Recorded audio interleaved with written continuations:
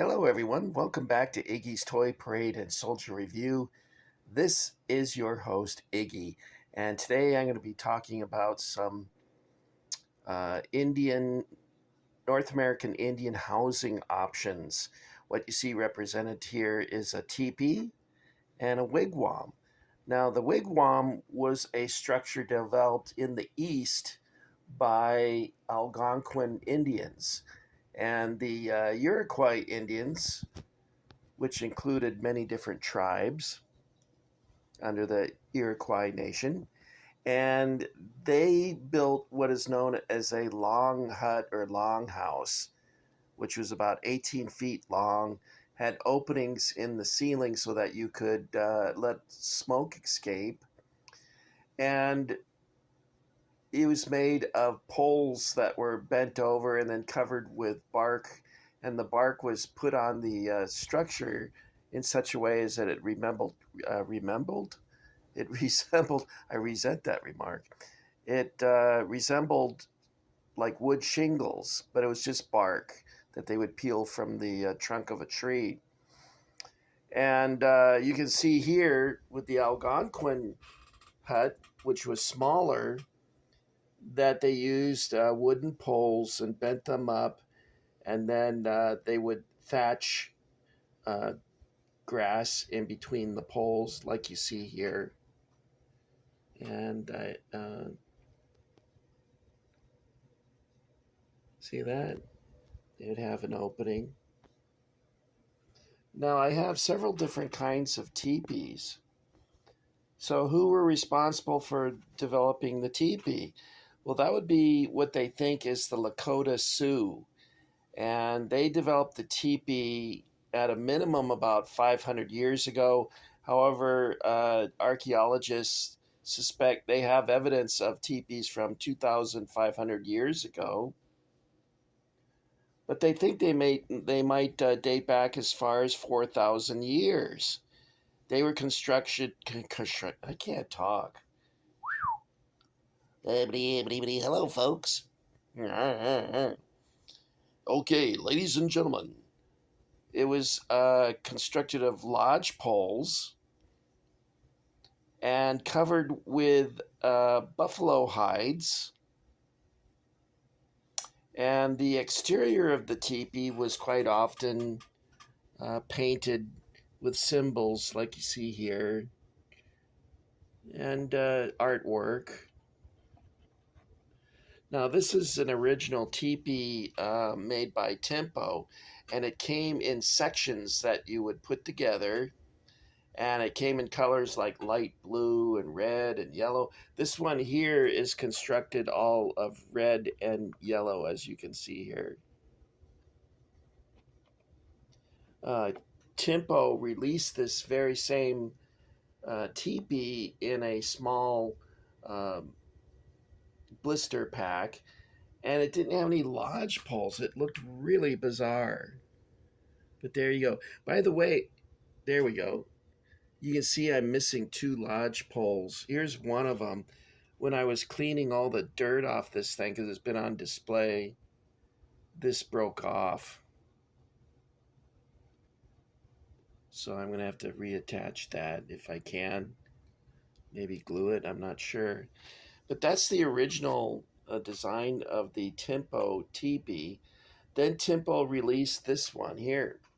And you can see that the lodge poles contrast with the body of the teepee. And I love these because you don't have problems trying to keep them together, molded of one piece. And then this, the lodge poles, see if I can get this out of here. There we go. That's pretty ingenious how they made that. So all you have to do is plug this in, and voila, you have an instant teepee. Now, the most real, the Timpo in this style came in several different colors.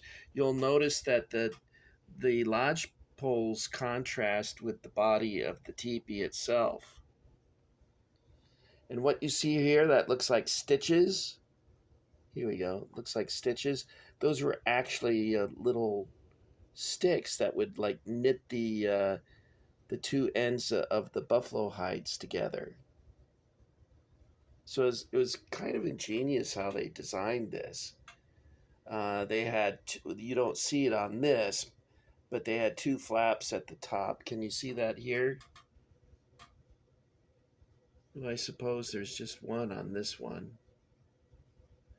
But the purpose of that was to let the fire smoke out because they would have the fire in the middle of the teepee, and they would have someone sleeping to the left, to the right, and to the rear.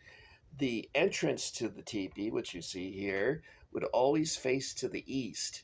And the reason for that is they wanted to see the sun as it came up, start of a new day.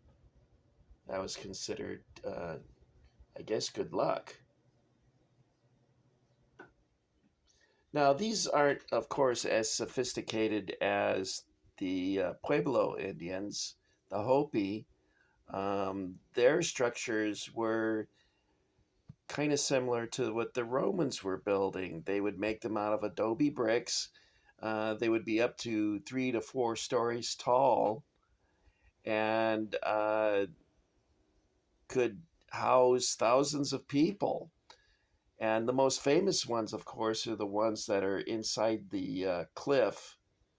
I guess it's along the Colorado River. I think that's what it was. Anyway, a feature that I show in the background, which is very common in 1950s movies, showing Sioux Indian dancing around it, is a what they call a totem pole or a monumental pole. Now, some people mistake this for a religious item, and it was actually somewhat of a storyteller. It would talk about the people's ancestors and family members and animals that they were special to them. And it had 6 different functions in that regard, and would perhaps mark a place where someone was buried.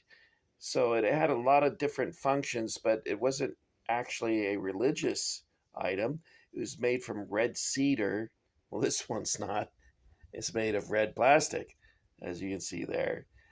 And these pieces would have been carved out of another piece of wood and attached to it.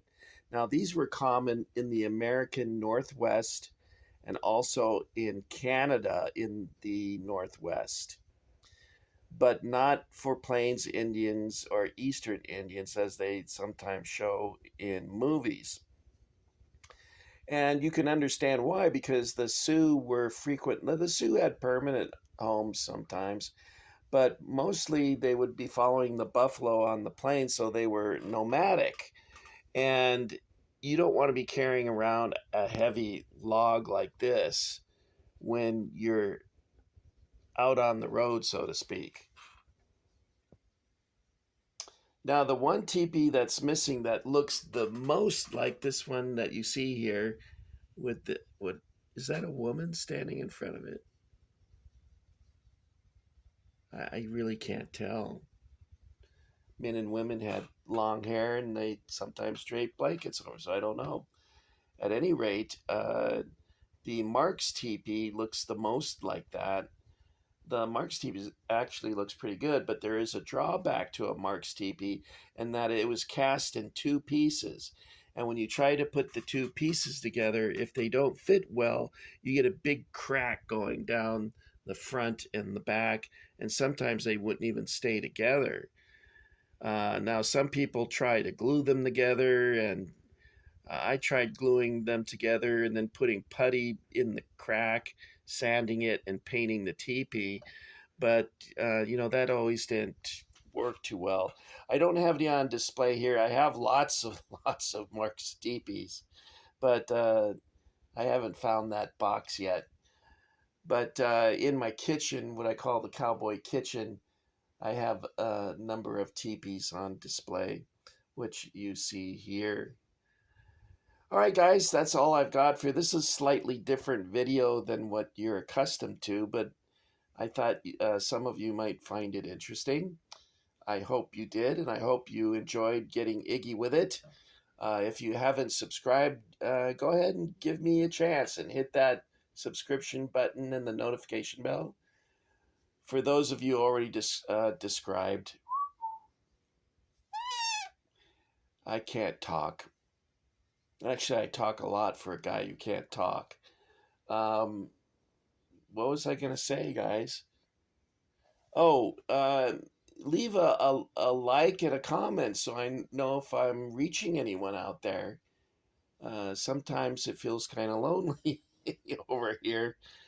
At any rate, I hope you guys had a good day, and I'll see you soon. I'm going to hit the dusty trail.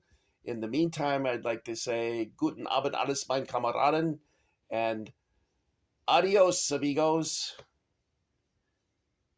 Okay, I think that's enough. I'll see you later.